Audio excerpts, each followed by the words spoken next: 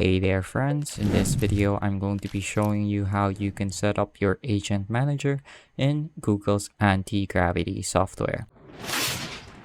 So the great thing about Google's Antigravity is that you can have different workspaces and several agents working in those workspaces. So let's go ahead and view the agent manager window.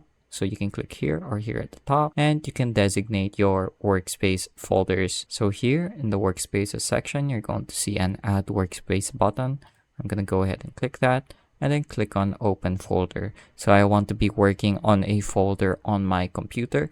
You can also have it set up so there's a remote workspace whereas your files for the project or your workspace are going to be saved on the internet and in the cloud. But I'll be doing it locally for now. So I'm going to go to my documents, click on new folder, and then I'm going to call this Agent Manager Workspaces. And then in here, I'm going to call this Project 1.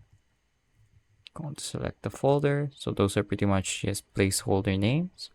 And now I should be able to start a new conversation in Project 1.